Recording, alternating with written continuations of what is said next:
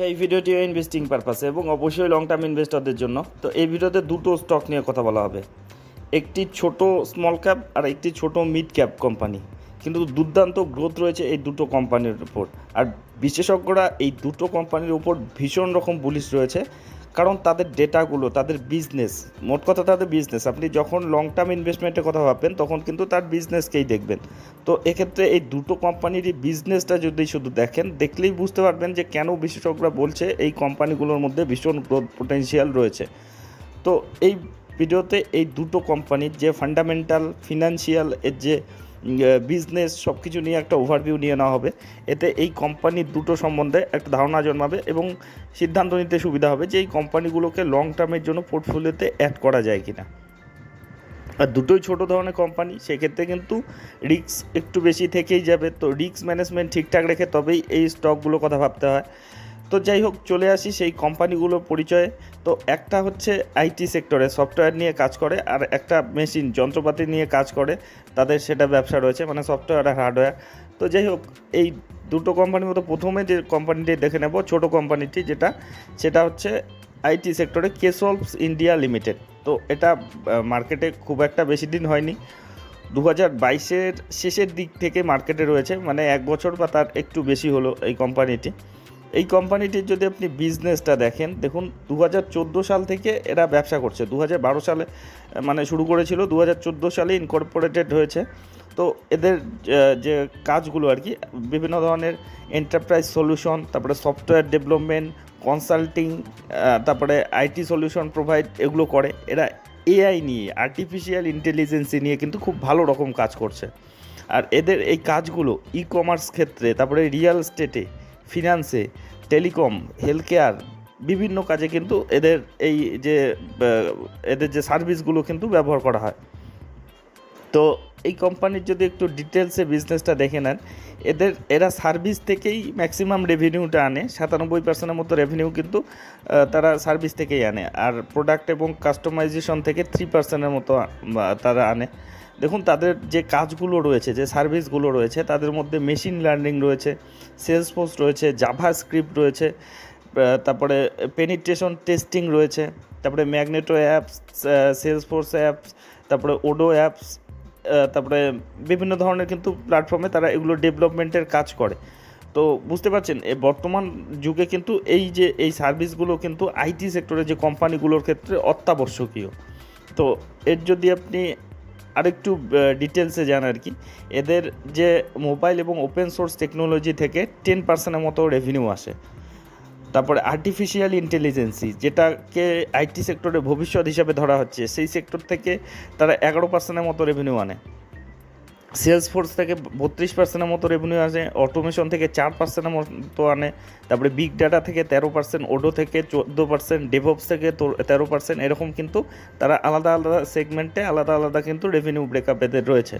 আর এরা শুধু আমাদের দেশে বিজনেস করে না, এদের কিন্তু গ্লোবালি বিজনেস রয়েছে, এবং ম্যাক্সিমাম রেভিনিউটা অন্যান্য আইটি কোম্পানিগুলোর মতো কিন্তু বিদেশ থেকেই আসে। আপনি যদি দেখেন, ইন্ডিয়া থেকে 23% মতো রেভিনিউ আসে, ইউরোপ থেকে আসে 7% মতো, নর্থ আমেরিকা থেকে 66% মতো, আর বাকি দেশগুলো থেকে 4% মতো রেভিনিউ আসে। তো বুঝতেই পারছেন, গ্লোবালি এরা বিজনেস করছে।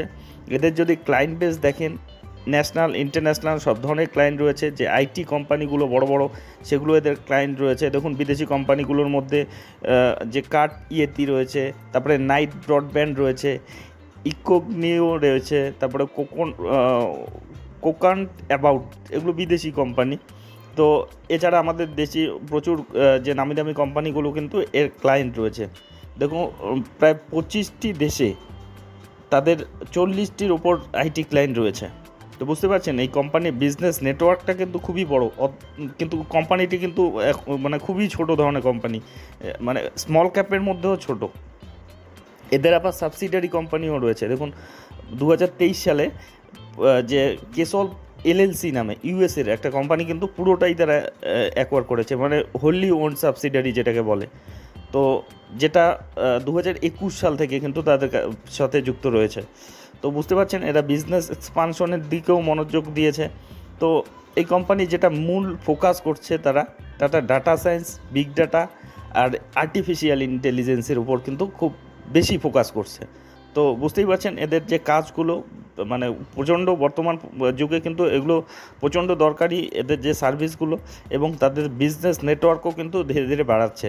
এখন দেখুন এদের যে ডেটাগত দিকগুলো, এরা কেমন পারফরমেন্স দিচ্ছে। এই কোম্পানি যখন থেকে এটা মার্কেটে নেমেছে, বললাম যে 2022 সেপ্টেম্বরে আর কি মার্কেটে নেমেছে, তখন থেকে এখন পর্যন্ত 174% মতো রিটার্ন দিয়েছে। আপনি যদি ইদানিং কিন্তু একটা কনসলিডেশন ফেজের মধ্যে দিয়েই রয়েছে, দেখুন চার্টটা দেখলেই বুঝতে পারছেন। যদি দেখেন হাই থেকে কিছুটা কিন্তু কারেকশনেও রয়েছে, মোটামুটি যদি আপনি ঠিকঠাক দেখে নেন মোটামুটি 15% এরকম কিন্তু কারেকশনে রয়েছে।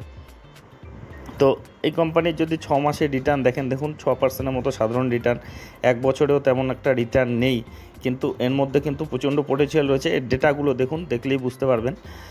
আচ্ছা, এখন চলে যাই এর যে ফান্ডামেন্টাল ব্যাপারগুলোতে, ফিনান্সিয়াল ব্যাপারগুলোতে। তো ফান্ডামেন্টাল প্যারামিটারগুলো আগে দেখে নিন। এর যে মার্কেট ক্যাপিটাল মাত্র 1369 কোটি, তো বুঝতেই পারছেন কত ছোট কোম্পানি, স্মল ক্যাপের মধ্যেও ছোট। প্রাইস আর্নিং রেশিওটা ঠিকঠাকই বলা যায়, একটা ছোট কোম্পানি হিসাবে 40 রয়েছে। রিটার্ন অন ইকুইটি 147% মতো রয়েছে। বুক ভ্যালু 20 রয়েছে, আর 1100 টাকার উপরে চলছে, 1155 টাকার আশেপাশে। ফেস ভ্যালু 10ই রয়েছে। ডিভিডেন্ডও দিচ্ছে দেখুন 2.03% হিসাবে, মোটা সোটা ডিভিডেন্ড দিচ্ছে। তার মানে বুঝতেই পারছেন এদের ব্যালেন্স শিট প্রচণ্ড স্ট্রং রয়েছে, সেগুলোও দেখে নেব। তো এই কোম্পানির দেখুন বিজনেসটা লং টার্মে হিসাবে যদি দেখে নেন, 2019 থেকে 2019-এ এদের সেলস হতো মাত্র 5 কোটি, তারপরে বছর সেটা বেড়ে হলো 8 কোটি, তারপরে বছর 2020 থেকে 21-এ সেটা হলো 24 কোটি, 3 গুণ। তারপরে 24 থেকে 45 কোটি হলো 2022-এ, 2023-এ 45টা 77 হলো, 77টা এখন 108। মানে কনসিস্টেন্টলি কিন্তু তারা তাদের বিজনেস কিন্তু গ্রো করছে, পরিষ্কার বোঝা যাচ্ছে তাদের সেলস দেখে। আপনি প্রফিটেবিলিটি দেখুন, 2019-এ প্রফিট মানে লাখে ছিল আর কি, খুব কম ছিল। তারপরে 1 কোটি করলো 2020-তে, তারপরে 11 কোটি, তারপরে 20 কোটি তারপরে বছর, 33 কোটি হলো বেড়ে, তারপরে বছর এখন মানে শেষ হিসাব পর্যন্ত 46 কোটি। মানে কনসিস্টেন্টলি কিন্তু তারা তাদের বিজনেস বাড়াচ্ছে। আর বুঝতেই পারছেন তাদের যে সেলস এবং প্রফিটেবিলিটি দেখে তাদের বিজনেসে কিন্তু দুর্দান্ত গ্রোথ রয়েছে, একটা ছোট কোম্পানি হিসাবে, ডেটাগুলোও ছোট ছোট। তো যাই হোক, এর যদি আপনি ব্যালেন্স শিটে যান, দেখুন 12 কোটি রিজার্ভ রয়েছে, ঠিকই রয়েছে, কারণ তাদের মার্কেট ক্যাপিটালই 1000 কোটি, 1300 কোটি, আর সেটাও কিন্তু গ্রো করছে। 2020-তে 1 কোটি ছিল, 11 কোটি হলো, 4 কোটি, এখন 12 কোটি। তারা বাড়াচ্ছে আর কি, যেহেতু প্রফিটেবল কোম্পানি। আর সবচেয়ে পজিটিভ ব্যাপার হচ্ছে এর ব্যালেন্স শিটে এর কিন্তু একেবারে ঋণমুক্ত কোম্পানি, না লং টার্মে না শর্ট টার্মে, কোনো কিচ্ছুতেই কিন্তু এই কোম্পানির ঋণ নেই। এটা ভীষণ একটা পজিটিভ দিক। তারা যে তাদের প্রফিটের টাকাটা পুরোটাই কিন্তু তাদের রিজার্ভে জমাতে পারছে, এবং এখান থেকেই কিন্তু বিজনেস এক্সপানশনে কিন্তু সেগুলো কাজে লাগায়। তো তাদের যে ব্যালেন্স শিটটা কিন্তু একটা ছোট কোম্পানি হিসাবে দুর্দান্ত রয়েছে। আপনি যদি এদের শেয়ার হোল্ডিং প্যাটার্নে যান, 58.94% রয়েছে প্রোমোটর, আর পাবলিক রয়েছে 39%, আর এফআইডিএরা কিন্তু নজর দেওয়া শুরু করেছে। দেখুন এফআইডিরা হোল্ডিং বাড়াচ্ছে ধীরে ধীরে, 16% ছিল, 0.16% ছিল, 1%ও ছিল না, এখন সেটা 1.87%। আর ডিআই একদমই ছিল না, সেটা এখন 0.08%। মানে ধীরে ধীরে কিন্তু হোল্ডিং বাড়াচ্ছে। পাবলিক যদি দেখেন 39%-এর মতো রয়েছে। তো একটা ছোট স্মল ক্যাপ কোম্পানি হিসাবে কিন্তু যথেষ্ট স্ট্রংই বলা যায় শেয়ার হোল্ডিং প্যাটার্নটা। তো এর ডেটাগুলো দেখলেন, শেয়ার হোল্ডিং প্যাটার্ন, এর যে ব্যালেন্স শিট প্রচণ্ড স্ট্রং, একটা ছোট কোম্পানি হিসাবে ঋণমুক্ত ব্যালেন্স শিট রয়েছে, আর সেলস এবং প্রফিটেবিলিটিতে কিন্তু দুর্দান্ত গ্রোথ রয়েছে। তো সেই জন্য এই কোম্পানিটিকে কিন্তু বিশেষজ্ঞরা ভীষণভাবে বুলিশ হিসেবে নিচ্ছে। এই কোম্পানিটি ভবিষ্যতে কিন্তু বড় কোম্পানিতে পরিণত হওয়ার যথেষ্ট পোটেনশিয়াল রয়েছে, সেজন্যই কিন্তু বলছে, ডেটাগুলো দেখলেই বোঝা যায়। তো যাই হোক, এর পরের কোম্পানিটিতে চলে যাব, যেটা একটু বড় ধরনের কোম্পানি এবং একেবারেই অন্য ধরনের ব্যবসা করে এদের, যেটা হচ্ছে অ্যাকশন কনস্ট্রাকশন ইকুইপমেন্ট লিমিটেড। তো এই কোম্পানির যে বিজনেস রয়েছে, তারা ক্রেন তৈরিতে কিন্তু মার্কেট লিডার ইন্ডিয়ার মধ্যে।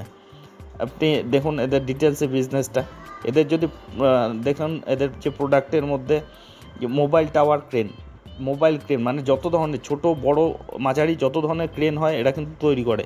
এছাড়াও যে বিভিন্ন ধরনের ইকুইপমেন্ট আপনি যদি আলাদা আলাদাভাবে দেখেন, ক্রেনের মধ্যে দেখুন যে সেলফ ইরেক্টিং টাওয়ার ক্রেন, তারপরে crawler crane, truck crane, tower crane, তারপরে লরি লোডার ক্রেন, পিক এবং ক্যারি ক্রেন, সব ধরনের ক্রেনই এদের রয়েছে। কনস্ট্রাকশন ইকুইপমেন্টের মধ্যে যে লোডারগুলো হয় সেগুলো, তারপরে হুইল লোডারগুলো, তারপরে সোয়েল মানে যেগুলো মাটি তোলার জন্য যে জিনিসগুলো ইকুইপমেন্টগুলো, মোট কথা জেসিবি টাইপের যে জিনিসগুলো সেগুলো, জেসিবি তো একটা কোম্পানিরই নাম আর কি, মানে সে ধরনের যে যন্ত্রগুলো সেগুলো কিন্তু তারা তৈরি করে। তারপরে ভাইব্রেটরি রোলার সেগুলো তারা বানায়। তারপরে ম্যাটেরিয়াল হ্যান্ডলিংয়ের মধ্যে তাদের প্রোডাক্ট রয়েছে। তারপরে অ্যাগ্রিকালচার ইকুইপমেন্টের মধ্যে ট্রাক্টর রয়েছে, ট্রাক কম্বাইন রয়েছে, হুইল হারভেস্টার রয়েছে, রোটোভেটর রয়েছে। তো বুঝতে পারছেন এদের প্রোডাক্ট রেঞ্জ কিন্তু বিশাল রয়েছে। আর দেখুন যে world largest pick and carry crane manufacturing with pan India and global presence in 37 country.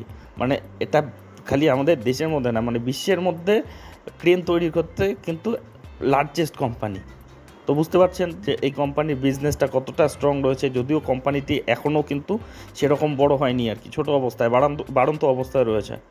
তো এই কোম্পানির যদি মার্কেট শেয়ার দেখেন, 63% market share in mobile crane segment in country and majority market share 60% in tower crane segment domestically. তো ভারতীয় বাজারে 63% market share তাদের দখলে রয়েছে। তার মানে কত বড় মার্কেট শেয়ার তারা দখল করে রেখেছে বুঝতেই পারছেন। তো দেখুন এদের যে ক্রেন থেকেই ম্যাক্সিমাম রেভিনিউটা আসে 70%-এর মতো, অ্যাগ্রিকালচার ইকুইপমেন্ট থেকে 10%-এর মতো আসে, কনস্ট্রাকশন ইকুইপমেন্ট থেকে 14%-এর মতো আসে, আর ম্যাটেরিয়াল হ্যান্ডলিং যে ইকুইপমেন্টগুলো সেগুলো থেকে 6%-এর মতো 6%-এর মতো কিন্তু তাদের রেভিনিউ আসে।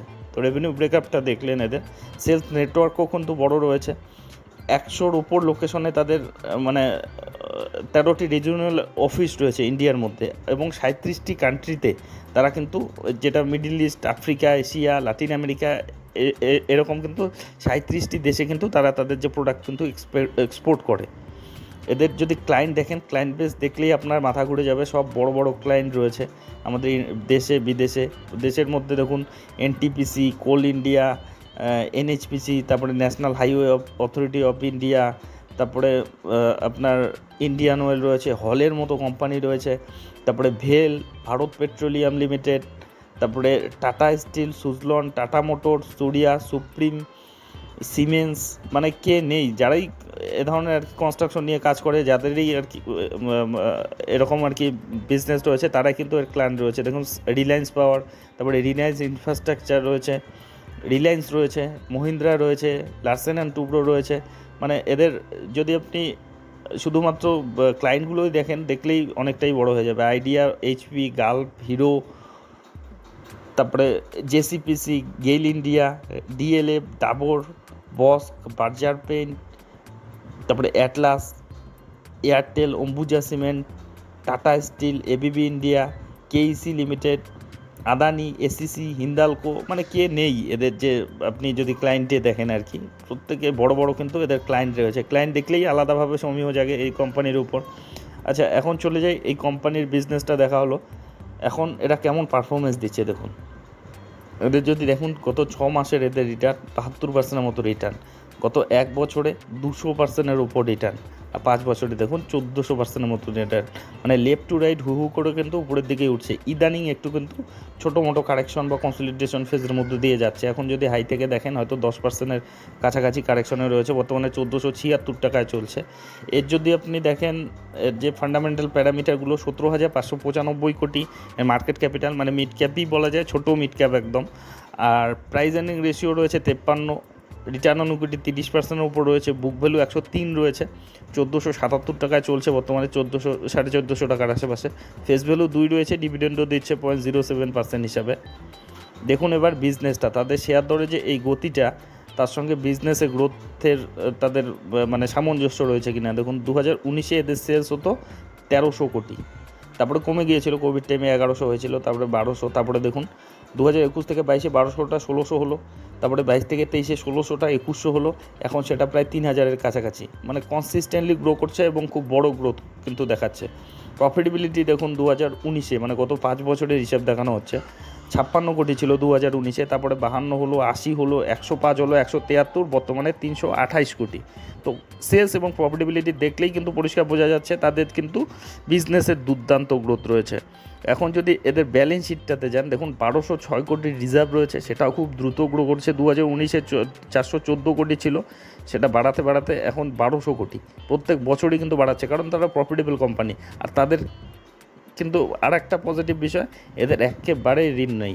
দেখুন 4 কোটির ঋণ দেখাচ্ছে, যেটা শর্ট টার্মে রয়েছে। শর্ট টার্মের ঋণ, এটুকু ঋণ কোনো ব্যাপারই না। তাদের 1200 কোটির ক্যাশ রয়েছে, আর লং টার্মে কোনো ঋণই নেই, মানে ঋণমুক্ত কোম্পানি এটা। তো ব্যালেন্স শিট প্রচণ্ড স্ট্রং রয়েছে। আপনি শেয়ার হোল্ডিং প্যাটার্নে যান, শেয়ার হোল্ডিং প্যাটার্নে যদি দেখেন 66.76% মতো প্রোমোটর রয়েছে, আর এফআই রয়েছে 9% মতো। এফআইরা কী হারে হোল্ডিং বাড়াচ্ছে শুধু দেখুন। 2020-তে 1%ও ছিল না, তারপরে 3% করলো, তারপরে 4% করলো, তারপরে 5% করলো, এখন 9%। আর ডিএও রয়েছে, যেটা তারাও কিন্তু হোল্ডিং বাড়াচ্ছে। বর্তমানে 2.21, আগের বছর ছিল 3.54, মানে সামান্য ট্রিম করেছে, কিন্তু পুরোটাই এফআইটা নিয়ে নিয়েছে। আর পাবলিক রয়েছে 21% মতো, মানে পাবলিক যে হোল্ডিংটা কমিয়েছে পুরোটাই কিন্তু ইনস্টিটিউশনাল ইনভেস্টরটা কিন্তু নিয়ে নিয়েছে। ভীষণ পজিটিভ, কারণ এদের বিজনেস স্ট্রং রয়েছে। বিজনেসে এরা মার্কেট লিডার, যে প্রোডাক্ট এরা বানায় সেক্ষেত্রে কিন্তু মার্কেট লিডার। তো এই কোম্পানির চাহিদা তো তুঙ্গে থাকবেই। তো এর ডেটাগুলো দেখলেন, ব্যালেন্স শিট এ ক্লাস ব্যালেন্স শিট রয়েছে, ঋণমুক্ত ব্যালেন্স শিট, সেলস প্রফিটেবিলিটিতে দুর্দান্ত গ্রোথ রয়েছে। তো যে দুটো কোম্পানি দেখানো হলো, দুটোরই যে ডেটাগুলো সেগুলো কিন্তু ভীষণ পজিটিভ রয়েছে। আর সেই জন্যই কিন্তু বিশেষজ্ঞরা এই যে দুটো কোম্পানির প্রতি ভীষণ রকম কিন্তু পজিটিভ রয়েছে, যে ভবিষ্যতে এগুলো আরও বড় কোম্পানিতে পরিণত হতে পারে, আর এদের গ্রোথটাও কিন্তু দ্রুত হতে পারে। এক্ষেত্রে রিটার্নও কিন্তু খুব বড় পাওয়ার সম্ভাবনা থাকতে পারে। অবশ্যই মাথায় রাখবেন, যেমন এই কোম্পানিটি একেবারে পিকে রয়েছে, এগুলোতে একটু কারেকশন বা কনসলিডেশন ফেজ আসলে সেটা কিন্তু এন্ট্রির ক্ষেত্রে ভালো হয়। তো যদিও যে ভ্যালুয়েশনটা খুব হাইয়ে চলে গিয়েছে তা কিন্তু নয়। আপনি যদি দেখেন এখনও কিন্তু 53 রয়েছে এদের প্রাইস আর্নিং রেশিও। একটা ছোট গ্রোথ কোম্পানি হিসেবে, গ্রোয়িং কোম্পানি হিসেবে কিন্তু ঠিকঠাকই ধরা যায়। তো যাই হোক, এই দুটো কোম্পানির পরিচয় নিয়ে এই ভিডিওটি ছিল। তো এ ধরনের ভিডিও যদি আপনাদের উপকারে লেগে থাকে তবে অবশ্যই চ্যানেলটি সাবস্ক্রাইব করে রাখবেন। আর একটা বিষয়, অবশ্যই এগুলো ইন্ডিভিজুয়াল কভার করা হচ্ছে, এত প্রশংসা করা হচ্ছে, তাই বলে এগুলোকে রিকমেন্ডেশন হিসেবে নেবেন না। কারণ শেয়ার বাজারে কিন্তু আমি কোনো বিশেষজ্ঞ নই, কিংবা সেবি রেজিস্টার্ড অ্যানালিস্টও নই। আমি যা দেখছি, শিখছি, অনুভব করছি, সেগুলোই আপনাদের সঙ্গে শেয়ার করছি। আর আপনি যখন ইনভেস্টমেন্ট করতে যাবেন, আরও ডিপলি অ্যানালাইসিস করবেন। আপনার যে ফিনান্সিয়াল অ্যাডভাইজার রয়েছে তাদের সঙ্গে তাদের উপদেশ নেবেন। আর অবশ্যই যখন ইনভেস্টমেন্ট করতে যাবেন, রিস্ক ম্যানেজমেন্ট ঠিকঠাক রেখে তবেই কিন্তু ইনভেস্টমেন্টের কথা ভাববেন, বিশেষ করে এগুলো ছোটো ধরনের কোম্পানি। তো যাই হোক, আর এই স্টক দুটো সম্বন্ধে আপনাদের মতামত কি কমেন্ট বক্সে লিখে জানাবেন। আর ভিডিওটি শেষ পর্যন্ত দেখার জন্য ধন্যবাদ।